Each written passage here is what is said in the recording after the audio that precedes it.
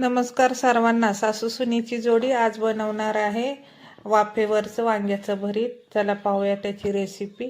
त्याच्यासाठी मी अर्धा किलो वांगे घेतलेले आहेत.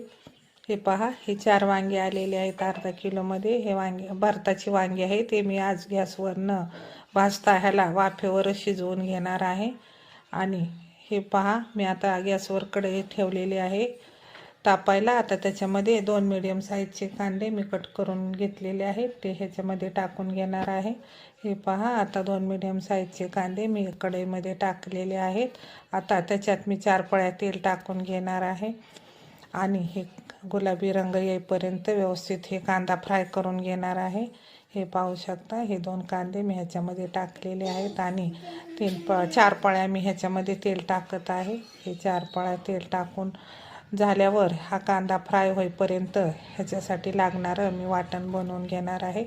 त्या वाटणासाठी मी इथे 5 ते 6 हिरव्या मिरच्या घेतलेल्या आहे आणि ग्राइंडर जारमध्ये टाकून 10-12 लसूण पाकळ्या टाकलेल्या आहे आणि हे जाडसर वाटण मिक्सरला मी वाटून घेतलेलं आहे. हे पहा, आपला कांदा आता थोडा गुलाबी झालेला आहे. तोपर्यंत हे कांदा फ्रायवर होईपर्यंत या वांग्याचे मी छोटे छोटे काप करून घेतलेले आहेत आणि ते पाण्यामध्ये टाकून ठेवायचे, म्हणजे काळे पडत नाहीत.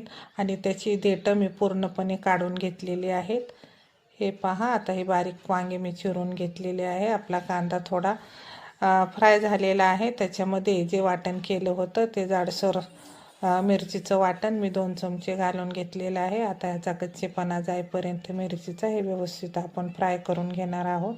हे पाहू शकता, आता हे आपलं हे वाटण ही मिरचीचं व्यवस्थित फ्राय झालेलं आहे आणि कांदाही चांगला लाल झालेला आहे. आता आपण जे वांगी कापून घेतली होती ते आपण सर्व वांगी याच्यामध्ये घालून घेणार आहोत. हे पाहू शकता, हे काही वांगी सुट्टी झालेले नाहीत कट करताना. ती मी आता पुन्हा व्यवस्थित सुट्टी करून ह्याच्यावर घालून घेते. हे पहा, आता हे व्यवस्थित मिक्स करायचं आहे आणि मिक्स करून वरून चवीपुरतं मीठ ह्याच्यामध्ये घालून घ्यायचं आहे. हे पहा, आता चवीपुरतं मीठ टाकत आहे आणि ह्याला 5-7 मिनटं असंच वाफेवर शिजू द्यायचं आहे. हे एकदम छान भरीत होतं. हे ज्वारीच्या किंवा बाजरीच्या भाकरीबरोबर व्यवस्थित खायला छान लागतं. हे पहा, आपलं भरीत 5-7 मिनटं झाल्यावर हे तयार झालेलं आहे. वरून थोडीशी कोथिंबीर टाकून ह्याला मिक्स करून घेतलेलं आहे.